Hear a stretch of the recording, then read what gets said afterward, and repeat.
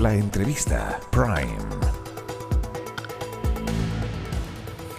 ¿Cómo están? Muy buenas noches. Gracias por acompañarnos en una nueva edición de la entrevista Prime. Este último día del mes de abril, ya a pocas horas de una nueva conmemoración del Día del Trabajador. Y qué mejor que conversar hoy con la ministra del Trabajo, Janet Jara. Ministra, ¿cómo está? Muchísimas gracias por acompañarnos en la entrevista Prime. Muchísimas gracias por la invitación, Andrea. Con hartos temas, ministra, Sí. Porque, bueno, vamos a partir por lo último, que tiene que ver con lo que ha sido la implementación de las 40 horas, ¿no? De este proceso que empieza este año de manera gradual para empezar a reducir la jornada laboral de trabajadores y trabajadoras en el país. Y me gustaría saber qué es lo que han visto en la práctica de lo que ha estado ocurriendo en estos primeros días, desde el día viernes que comienza su implementación. Sí, claro que sí. Bueno, llevamos pocos días desde que esto se empezó a implementar, pero en la etapa previa ya teníamos algunas líneas de lo que estaba ocurriendo. En primer lugar, muchas empresas que ya tienen la jornada de 40 horas la redujeron, digamos, a las 40 horas. Inmediatamente, ¿no? Inmediatamente. No en el contexto de la gradualidad Sí. que muchos lo han planteado. Yo diría incluso algunas empresas se crearon con 40 horas a partir de que esta idea se instala en el año 2017, ¿no? Ajá. Porque llegamos al 2023 con la ley, el 2024 empezó su vigencia, pero este debate lleva varios años instalado en el Exacto. Parlamento. Entonces, a partir, ¿cierto?, de que el programa de gobierno del presidente Boric toma esto en sus compromisos con la ciudadanía, aparece un gran número de empresas que están hoy día con 40 horas, de las cuales además la noticia, yo diría, más importante es que el 90% de ellas son pymes.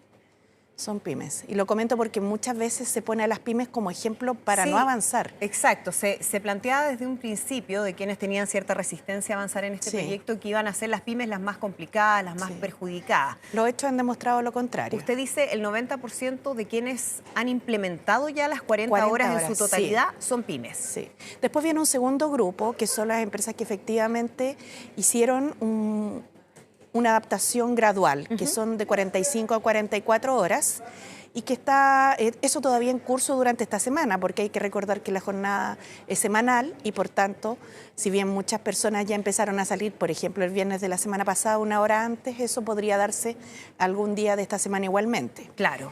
Y hay un tercer grupo de empresas que todavía mantienen algunas dudas y tensiones en el ajuste horario, a las que estamos acompañando porque entendemos que como esto se basa en un acuerdo tripartito, hay que honrar los compromisos y las vamos a acompañar para que pueda ser adecuada esta implementación. Hagamos esa diferenciación respecto al tipo de empresa, porque lo que establece la ley es que en una primera etapa la fiscalización para las empresas más pequeñas, micro y pequeña empresa, va a llevar un acompañamiento. Sí. Y va a ser una especie de multas o más bien advertencias respecto a la operación. Sí. No así con las empresas más grandes, que se subentiende que tienen las herramientas para poder empezar a implementar la medida de manera inmediata. Bueno, así es, porque efectivamente esta ley, para empezar a regir, tuvo un año de vacancia, ¿no?, donde las empresas tenían ese plazo para adaptarse.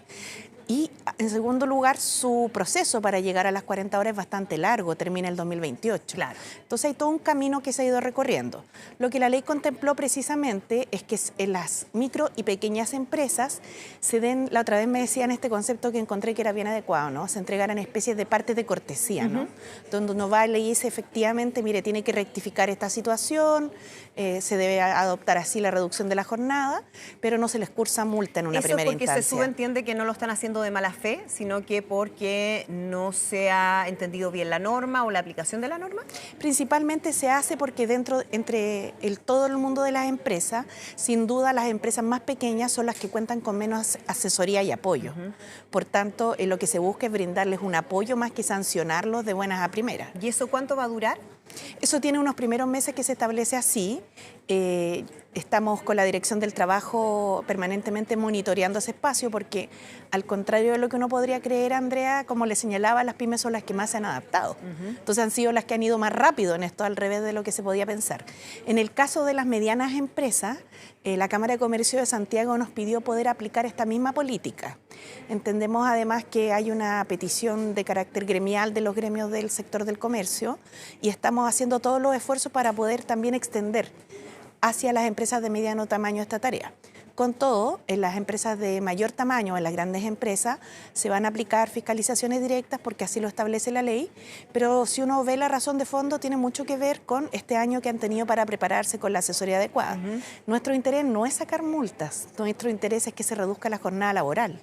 Por tanto, en eso es lo que hemos estado trabajando todo este tiempo. ¿Siente usted, ministra, que ha habido resistencia finalmente? Porque recordemos que hubo toda una discusión en los días antes del comienzo de la aplicación de la ley respecto a lo que realmente establecía la normativa. Y se empieza entonces a generar esta discusión de si podía implementarse de una manera distinta a la que quizás el Ministerio del Trabajo lo había entendido, con reducciones de 12, 15 minutos a la hora de almuerzo. Eso genera toda una discusión que termina con además una explicación de la Dirección del Trabajo, y hay quienes dicen que está la dirección yendo más allá de lo que establece la norma propiamente tal. ¿Cómo interpretar eso, no? Porque claramente hay quienes no están de acuerdo con la manera en que se resolvió finalmente el tema.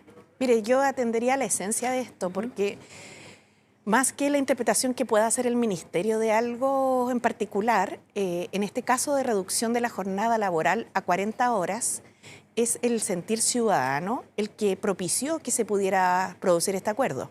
Lo digo porque originalmente se consideró por parte de muchas personas un proyecto de ley que presentó la ministra Vallejo, la diputada Cariola, la presidenta de la Cámara de Diputadas y Diputados hoy día, como algo imposible. Incluso se le tendió a ridiculizar en su momento, ¿usted se acuerda? Sí. El penal de Alexis Sánchez, el piloto del avión que no alcanzaba a aterrizar y todas esas cosas, ¿no? Pero si hoy día uno lo ve, lo que está buscando es cumplir un objetivo de mejorar la calidad de vida.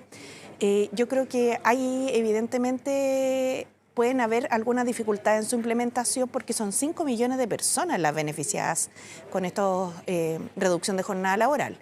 Nosotros estamos disponibles para acompañar a las empresas, como señalaba, los sindicatos también, pero lo importante es mantener lo que la ley señala y lo que además es el espíritu del acuerdo que hicimos. ¿Pero usted no cree que la ley entonces reducción de jornada laboral es equívoca? ¿Cree que la ley es lo suficientemente clara, que no es un problema del texto, sino que es una especie de artimaña que se buscó en la implementación? Creo que la ley señala lo que nosotros acordamos, que es una reducción de la jornada laboral en horas, que con todo se nos solicitó que hubiese posibilidad de tener flexibilidad y para eso existen los acuerdos. Entonces, cuando hay acuerdos se pueden acordar distintas materias, sabiendo en todo caso que la negociación entre un trabajador y un empleador es muy desigual, asimétrica, digamos. Pero cuando no hay un acuerdo, aquí se tiene que rebajar 1 hora la jornada, que es lo que siempre se conversó. No me gusta atribuir intenciones, pero me imagino que hay personas a lo mejor que nunca les gustó que se redujera la jornada laboral, y lo digo porque hubo mucha oposición a esto. Sí. Entonces fue, yo diría, un rol muy importante de los empleadores que tomaron el liderazgo en su momento para construir este acuerdo y buscar una solución que fuese positiva para todos.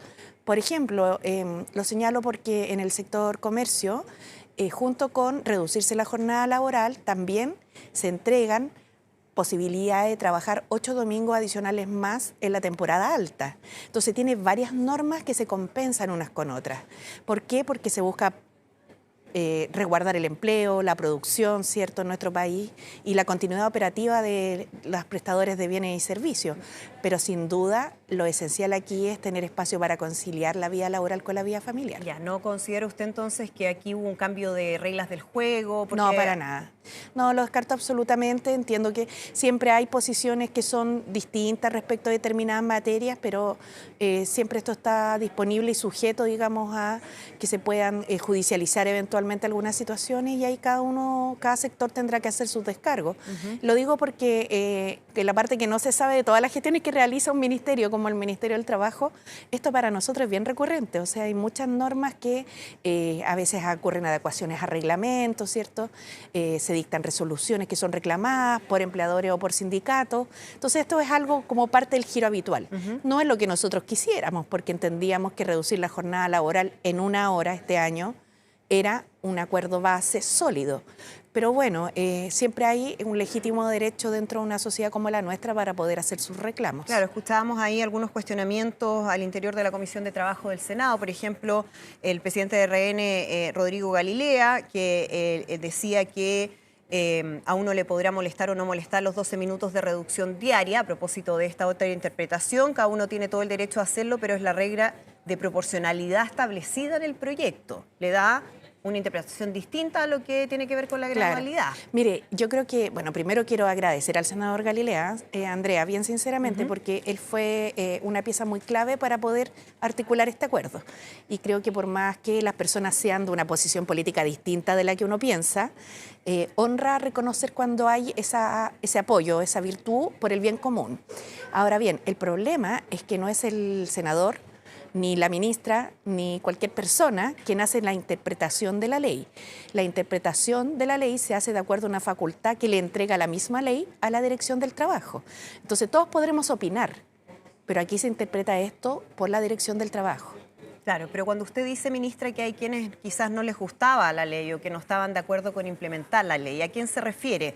Porque si hay algo que se reconoció durante el proceso de la tramitación legislativa fue la capacidad de acercamiento que tuvo usted con distintos sectores del empresariado, con distintos sectores políticos. ¿Hubo aquí un cambio de postura de algunos que en algún momento dijeron sí, vamos a avanzar en este proyecto y lo que ocurrió ahora cuando se iba a implementar? Da la impresión que sí, en algunos sectores, pero creo que son bien excepcionales, Andrea. Tiendo a pensar que lo que más hay, pueden quedar algunas dudas todavía. La ley contempla muchos otros beneficios, como la aplicación de las bandas horarias para padres y madres cuidadores de niños de 12 años o menos, la misma reducción de quienes estaban excepcionados de jornada laboral, lo que se llama, o lo que le llaman el artículo 22, ¿cierto? Pero más que asignar intencionalidades, lo que creo que hay es un espacio en el cual, dado que son 5 millones de contratos los que se tienen que ajustar, es normal que se produzcan situaciones en las cuales puedan haber distintas interpretaciones. Nosotros nos quedamos con la esencia de lo que fue este acuerdo, que es un gran acuerdo para Chile, en un contexto además en el cual vivimos la experiencia de un gran desacuerdo también, hay que recordarlo.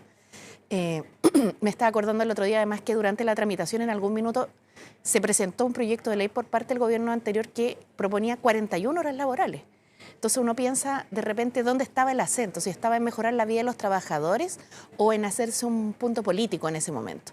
Lo importante es que ahora lo logramos y que sin duda vamos a seguir avanzando en la reducción de la jornada para los trabajadores del Código del Trabajo, pero nos quedan pendientes los trabajadores del sector público con quien también tenemos un compromiso en la materia. ¿Y cuál es el objetivo en ese sector?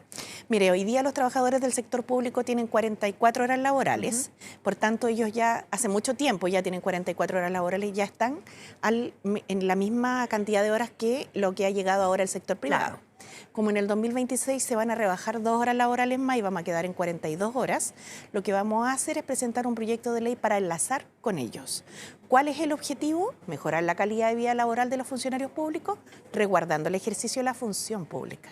Ese es un equilibrio que hay que mantener, porque sin duda es importante que las oficinas públicas sigan funcionando en atención de público y en todas las necesidades sociales que Pero la idea es avanzar entonces a 40 horas también en el sector público. Sí, ese es parte de la del mano compromiso del resto de los trabajadores. Es el compromiso del gobierno del presidente Boric. ¿Y usted cree que hay posibilidades realmente de llegar a eso? La verdad es que sí. ¿Sí?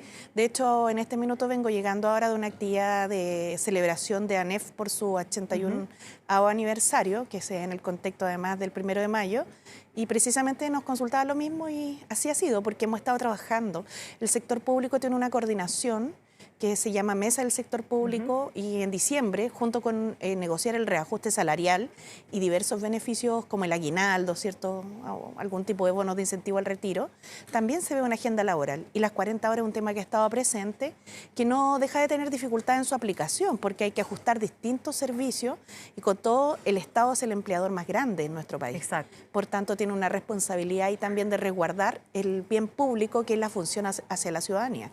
Pero lo vamos a lograr. Tengo ese convencimiento porque el presidente tiene ese compromiso y eso es lo importante. Ahora, en relación a la implementación de las 40 horas, ¿cree usted que ya está zanjado el tema, están despejadas las dudas, la discusión cerrada, la da por cerrada respecto a lo que se estaba discutiendo la semana pasada?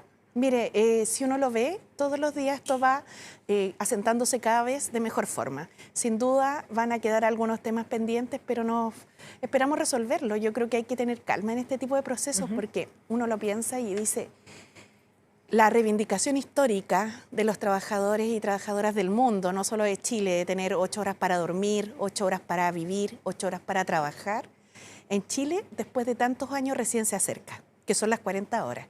Y esto, si uno lo ve en perspectiva, en retrospectiva, más bien dicho, lleva 150 años de lucha sindical, donde muchos dieron su vida por avanzar en una regulación de la jornada. Las jornadas inicialmente eran de más de 12 horas, ¿no?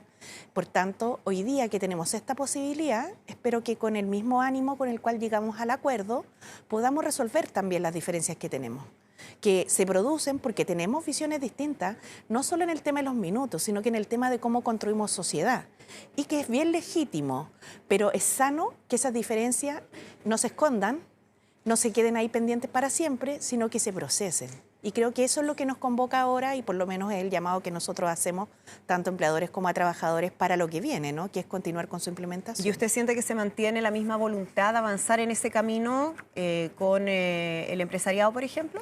Es medio difícil pronosticarlo porque sin duda tenemos una voluntad discursiva importante. Yo creo que las palabras de Karen Talen y Care fueron muy relevantes a efectos de poder avanzar en las confianzas mutuas, sacar adelante, ¿cierto?, nuestro país, como ha señalado el presidente Boric, pero tenemos que pasar a los hechos concretos. Y lo digo porque teniendo temas pendientes como por ejemplo el de la reforma previsional durante tanto tiempo, son los hechos los que deben hablar, más que nuestras propias declaraciones. Así que, más que pronósticos, me gustaría después que pudiéramos hacer recuentos. Creo que eso es lo que se merece la ciudadanía. Pero esas buenas relaciones que se vieron, trabajo, ministra, y esa cercanía, esa capacidad de diálogo que se vio durante la tramitación del proyecto de las 40 horas, ¿se mantiene o cambió el tono de esas conversaciones? Lo digo especialmente con el empresariado. Hace algunas semanas salió en todos los medios y se relevó el hecho de que usted tuvo ahí una diferencia de opiniones con Bernardo Larraín a propósito del paguen más, ¿no?, que usted decía para los empresarios. Claro. Y hay quienes dicen aquí las relaciones entre el Ejecutivo y el empresariado se han vuelto a tensionar. ¿Es así? ¿Están tensas las relaciones con el empresariado de parte de usted o del Ejecutivo? Yo diría dos cosas, Andrea. La primera es que nosotros tenemos una relación cordial y fluida con los empresarios, en particular con la CPC, con las pymes, con algunas además de las ramas de la CPC, con las que nos relacionamos más, digamos. Hay unas con las que uno evidentemente por la naturaleza de la actividad se relaciona un poco menos, pero tenemos visiones distintas y lo bueno de tener una relación fluida es que esas diferencias se pueden expresar sin que se quiebre el vaso. ¿Me explico? Sí, o sea, es decir, un episodio como el de Bernardo Larraín, ¿a usted le parece que no es relevante a la hora de generar una tensión mayor de la que se tiene o de la confianza que existe en la relación con el empresariado? Bueno, y lo segundo, que tiene un poco que ver con ese punto, es que dentro de las perspectivas de cómo se dan los debates en Chile, creo que es muy importante tener los pies puestos en la tierra.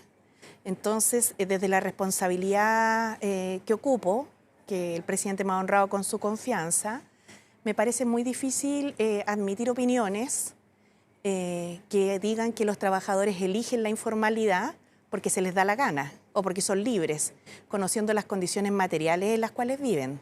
Sin duda, si el nivel de salario en nuestro país tuviera una distribución más equitativa, porque están todos muy pegados al salario mínimo, y esa es una realidad, yo no lo puedo obviar, digamos. Aquí la labor, digamos, que tenemos todos es actuar sobre la evidencia, sobre los datos concretos, más que sobre los prejuicios.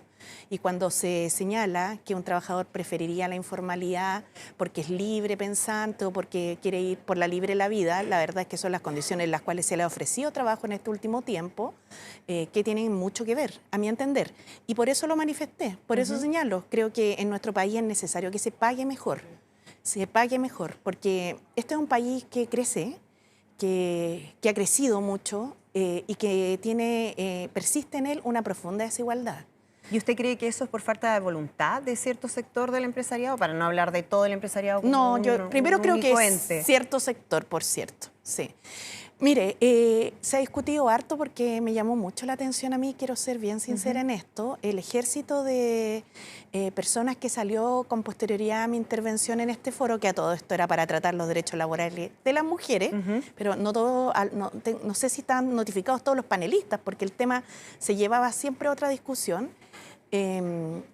a decir que esto no era un tema de voluntarismo, que esto era un tema que requería crecimiento. O sea, que yo no nego nada de eso.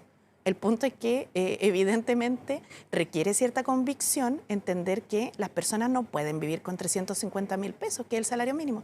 No les alcanzaba y hoy día con 500.000 pesos también se les hace difícil. Entonces es un tema de ver la realidad, y de asumir que esa realidad tiene que cambiar. Porque en una sociedad como la nuestra, donde la gran mayoría gana el salario mínimo, o está, para corregir, 1 millón de personas, 850.000 están cerca del salario mínimo, o sea, están en el salario mínimo, pero muchas más están muy cerca del salario mínimo. Esto tiene que cambiar, porque si no, la cohesión social de este país se ve dificultada.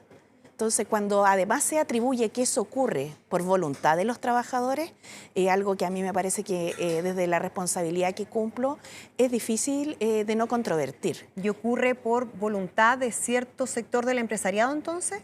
Yo creo que hay varias razones, pero una de ellas es tomar conciencia de esto. Es tomar conciencia de que el crecimiento tiene que llegarle a todos los chilenos y chilenas, no solo a algunos. Es complejo para las familias llegar a fin de mes. Y eso no ocurre todavía, dice usted, es decir, hay falta de conciencia. Los datos indican que no ocurre todavía, porque si usted ve, si no hubiese salario mínimo, que también se discutió en su momento, digamos, el salario mínimo igual es una conquista de los trabajadores y trabajadoras, uno podría preguntarse en qué nivel estarían las remuneraciones, porque hoy día el salario mínimo actúa como un farol que uno prende en una oscuridad. Y lo que ocurre con los salarios es que de ahí para arriba se entiende cierto por cierto una remuneración de carácter legal. Entonces se acercan a ese farol, como a veces ocurre en las noches donde hay insectos, ¿cierto? Los bichitos, ocurre eso. Entonces alumbra el salario mínimo, lo que es legal, de ahí para adelante el piso. Y muchas de las remuneraciones están ahí puestas. Mire, nuestro país tiene hace mucho tiempo pendiente la reforma previsional para mejorar los ingresos de las personas mayores. Tiene pendiente un pacto fiscal en el cual buscamos, junto con combatir la evasión y la elusión tributaria, poder recaudar más de quienes más pagan. Y busca, por otro lado, mejorar las condiciones de vida de toda la población en general. Si no logramos avanzar en la reforma previsional, en el pacto fiscal, resulta que, por algún lado, este crecimiento tiene que alcanzar a todas las personas. Lo otro es que pensemos que es sano que se siga en esta situación para siempre. Y desde nuestro convencimiento es evidente que los frutos de este país hermoso tienen que llegarle a todas las personas. Ya vamos a profundizar respecto a cuál es el estado de situación de esas discusiones, ¿no?, que están en el Congreso, tanto de pacto fiscal como de la reforma al sistema de pensiones, pero quedémonos un poco más en lo del salario mínimo, porque justamente estamos ahora de este nuevo 1 de mayo. Y la CUT, parte de lo que ya ha planteado, adelantado, es que va a centrar su discurso en algunas demandas. Y una tiene que ver con avanzar hacia un salario mínimo de 630.000 pesos para fines del gobierno del presidente Gabriel Boric. Eso es marzo de 2026. ¿Usted lo ve viable, efectivamente, eso, ministra? Mire, en este minuto nosotros estamos esperando la alza salarial importante que se va a producir el 1 de julio a 500.000 pesos. Y en eso está el gobierno apoyando a las pymes que han estado durante todo este tiempo y hasta el 2025 con un subsidio importante para absorber esta alza en el costo de la mano de obra. Esa es la agenda de gobierno. Entendemos que la Central Unitaria está dando su propio debate en torno al concepto del salario vital, ¿no?, que es el salario para la vida.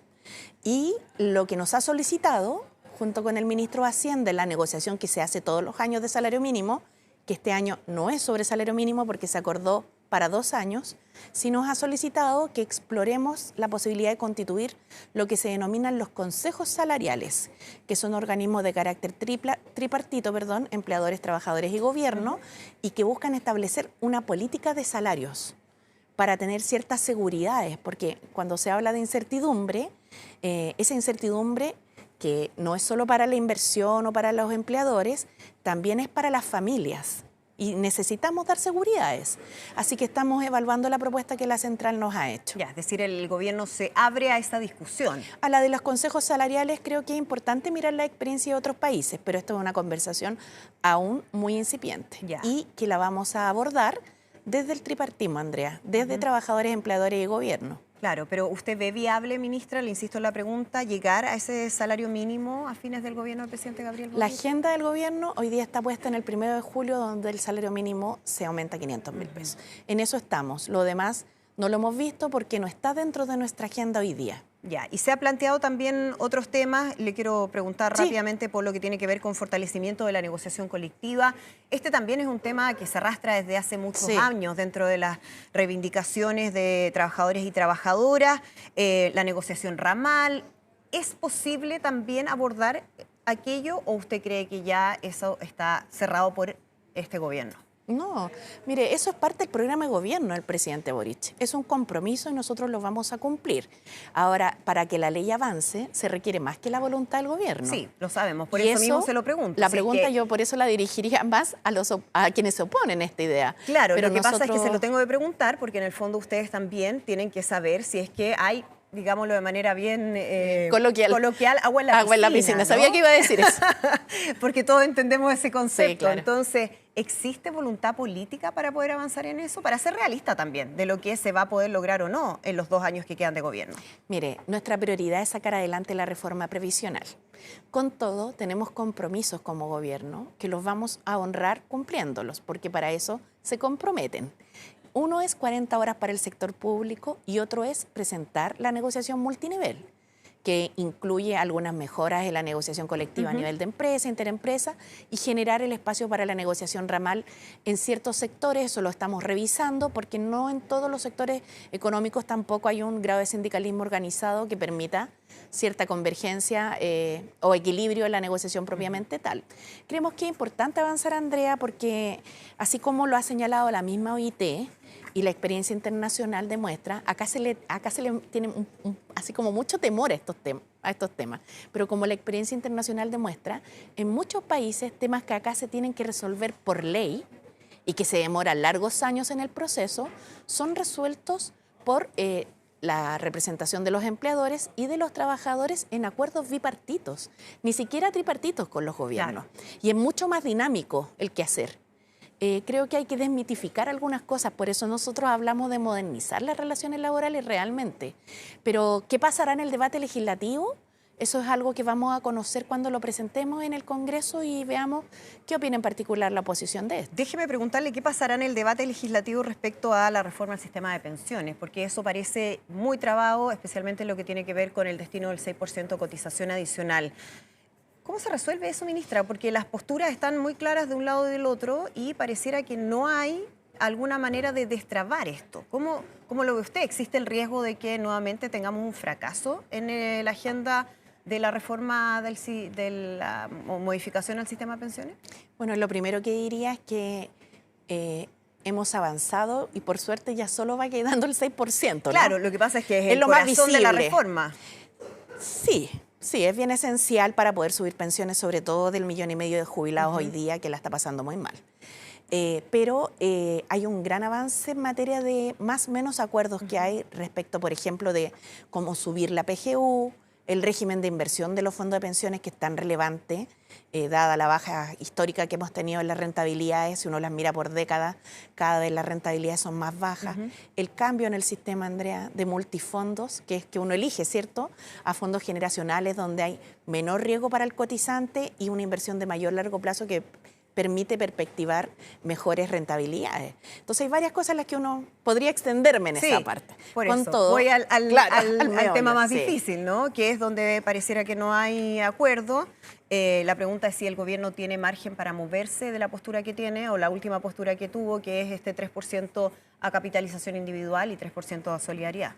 Mire, estamos trabajando en eso y quiero señalar que ha sido un trabajo importante en el Senado. Estamos en la Comisión Trabajo del Senado que preside el senador Iván Moreira, buscando la posibilidad de un acuerdo. Quiero señalar que cuando sacamos las 40 horas en adelante, el acuerdo pasó por esa comisión. Cuando avanzamos en salario mínimo a 500.000 pesos, también lo logramos construir ahí. Y en muchas otras leyes, la ley contra la violencia y el acoso en el mundo del trabajo, el convenio 190, la OIT, el seguro de desempleo. Entonces, hay posibilidades, pero sin duda ha sido una tarea bastante difícil. Bastante difícil. ¿No hay porque, preocupación de que vaya a fracasar el proyecto, ministra? Mire, como nosotros no tenemos la mayoría, yo no podría descartar que esto no tuviera un traspié importante, pero mantengo un optimismo moderado en esta materia porque a pesar de las posiciones que se tensionan, ¿cierto? Por eso es tan importante esto, ojalá resolverlo antes de la próxima elección, lo más alejado, lo más anticipado de ella. Hay un camino en el cual todos parten de un diagnóstico común, que en Chile las pensiones son insuficientes para vivir. Exacto. Muy Ministra, poco, igual hay algunos, siempre hay excepciones, que creen que con la PGU basta, pero yo me imagino que ninguno de ellos vive con 214.000 pesos mensuales. Ministra. Por eso decía que la política con los pies en la tierra es muy importante. Ministra Janet Jara, muchísimas gracias por acompañarnos hoy en la entrevista Prime. Muchas gracias. Que esté muy bien. Nosotros nos despedimos. Muchísimas gracias por acompañarnos. Siga con más noticias en nuestro canal Mega Noticias Ahora.